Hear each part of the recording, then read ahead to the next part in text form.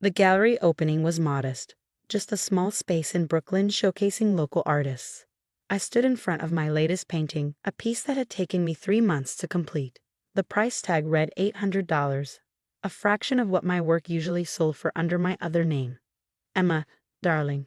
My mother's voice cut through the quiet murmur of the gallery. Another little exhibition. How quaint. I turned to see her impeccable figure approaching, designer heels clicking against the hardwood floor. Behind her, my younger sister Victoria smirked, phone in hand, probably already composing a painting social media post about her struggling artist sister. Hello, Mother, Victoria. I smoothed down my intentionally worn jeans. I wasn't expecting you. Well, we were in the neighborhood after the board meeting, Victoria said, examining her manicure. Thought we'd check on your career. The way she said career made it sound like a child's make-believe game. If only they knew that across town, under the name E.J. Blackwood, my paintings sold for hundreds of thousands at Christie's and Sotheby's. 15 years ago, when I told my family I wanted to be an artist instead of joining the family investment firm, my father had laughed. Artists starve, he'd said. The Winters family doesn't starve. But I'd made my choice. I moved to a small apartment in Brooklyn, took a job waiting tables, and painted whenever I could. My family saw exactly what they expected to see, a struggling artist living paycheck to paycheck. What they didn't see was Benjamin Morris walking into my restaurant one night, ordering the cheapest wine, and spotting my sketches on the back of order tickets. Benjamin, one of the most respected art dealers in New York, recognized something in my work. This is extraordinary, he'd said, holding up my doodle of a customer. Who trained you? No one, I replied, refilling his water. I just see things differently. That night changed everything. Benjamin became my mentor, my guide into the art world's upper echelons. But he also understood my desire to keep my identity hidden. The art world loves a mystery, he'd said. Let's give them one. And so E.J. Blackwood was born, the reclusive artist whose identity was art's biggest secret. My paintings, large-scale abstracts that captured the chaos and beauty of modern life, sold for millions. Critics called my work revolutionary and genre-defining. Meanwhile, Emma Winters continued to live simply, showing smaller works in local galleries, letting her family believe she was barely getting by. Have you considered what Father suggested? Victoria's voice pulled me back to the present. The firm has an opening in the marketing department, something creative but, stable. I bit back a smile, thinking of the latest Forbes article about E.J. Blackwood's estimated net worth. I'm happy with my art, Victoria. Happy? My mother sighed dramatically. Darling, you can barely afford rent. Your sister just bought her third vacation home, and you're selling paintings for. She squinted at the price tag. $800? Some of us measure success differently, Mother. Victoria snorted. Yes. Well, some of us actually have success to measure. I watched them move through the gallery, making little noises of condescension at each piece. They had no idea that just last week, as E.J. Blackwood, I'd donated $10 million to the Metropolitan Museum of Art's education program. My phone buzzed. A text from Benjamin. The Rothschild collection wants 3 pieces, $12 million for the set. Should I negotiate higher? I typed back quickly. Standard price is fine. Donate the extra to the Children's Art Fund. Emma, Victoria called out. We're having dinner at Les Cirque to discuss the firm's situation. Join us? We'll treat, of course, since she gestured vaguely at my clothes. The firm's situation wasn't news to me. Winters Investment Group was in trouble, had been for months. As one of the largest shareholders in First Manhattan Bank, under E.J. Blackwood's name, of course, I'd seen the desperate loan applications. Thank you, but I have plans. I gestured to my painting. Need to be here for potential buyers. My mother's lips tightened. Of course. Well, keep trying, darling. Perhaps one day. After they left, Benjamin appeared from the back room where he'd been watching the exchange. You enjoy this, don't you? I laughed softly. Enjoy what? Letting them think you're struggling while secretly being one of the most successful artists in the world. It's not about enjoyment, I said, straightening a frame. It's about authenticity. They never believed in my art. If they knew about my success now, they'd only care about the money. Benjamin nodded thoughtfully. Speaking of money, your family's firm is in deep trouble. The bank's rejecting their latest loan application tomorrow. I know. You could help them. One word from E.J. Blackwood. I turned to look at my painting, really look at it. The piece was called Hidden Truths, layers of color revealing deeper patterns the longer you studied them. That wasn't enough, I said quietly. The question is, after 15 years of doubting me, mocking my choices, and measuring success only in dollars, do they deserve to know? Benjamin squeezed my shoulder gently. That's not the real question, Emma. The real question is, what kind of truth are you painting with your life? Later that night in my real studio, a converted warehouse in Manhattan, I worked on my latest piece. Music filled the massive space as I lost myself in sweeping strokes of color. My phone buzzed repeatedly with messages from Victoria about the family dinner I'd missed. Dad's worried sick about the firm. The banks being impossible. We might lose everything. I might have to sell a Hamptons house. I set down my brush, staring at my work in progress. Tomorrow, First Manhattan Bank would officially reject Winters Investment Group's loan application. Tomorrow, my family would realize they were facing bankruptcy. Tomorrow, they would learn that their last hope lay with a mysterious E.J. Blackwood, who owned 30% of the bank's shares. Tomorrow, 15 years of secrets would begin to unravel. I picked up my brush again, adding a new layer to the painting.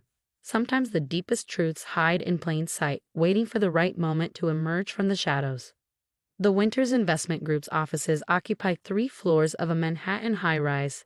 I hadn't visited in 15 years, but the security guards still recognized me. Miss Winters. He blinked in surprise. They're all in the main conference room, family emergency meeting. I nodded, smoothing down my paint-stained jeans. I could have worn designer clothes, my closet was full of them. But today needed to be authentic. The conference room fell silent as I walked in. My father stood at the head of the table, his usual commanding presence diminished by exhaustion. Victoria sat beside him, mascara smeared from crying. My mother perched rigidly in her chair, knuckles white around her coffee cup. Emma? Father's voice cracked. What are you doing here? I heard about the loan rejection. I set my worn messenger bag on the table. Thought I should be here. Victoria laughed bitterly. Come to watch the ship sink. Finally see the mighty Winters family fall? No, I pulled out my laptop, deliberately old and scratched. I came to help. Help? Mother's voice dripped with disdain. Darling, unless you can magically produce $50 million by tomorrow, there's nothing you can do. I opened my laptop. Actually, there might be. Please, Victoria snapped. You can barely afford your rent. What could you possibly? First Manhattan Bank, I interrupted, rejected your loan application because your assets don't cover the risk. But the bank's largest private shareholder could override that decision. My father straightened. E.J. Blackwood. That reclusive artist who bought into the bank last year, we've been trying to reach them for weeks. No one even knows who they really are. I smiled softly. Actually, Dad, you do. The room went so quiet you could hear the air conditioning hum. I turned my laptop around, showing them my private banking dashboard. At the top, EJBLACQ Holdings. Net worth, $478,932,154. Victoria knocked over her water glass. My mother's coffee cup slipped from her fingers, shattering on the floor. This is impossible, my father whispered. Is it? I pulled up images of my most famous works, paintings that had sold for millions, that hung in museums and prestigious collections worldwide. Look closely at the signatures. Victoria leaned in, squinting at the distinctive EGB mark. Then her eyes widened, recognizing the same subtle flourishes I'd always added to my sketches since childhood. All this time, my mother breathed. Those little gallery shows, living in Brooklyn, were real, I finished. Just not my whole truth. My father sank into his chair. Why? Why hide this from us? Because 15 years ago, when I said I wanted to be an artist, you laughed. You said artists starve.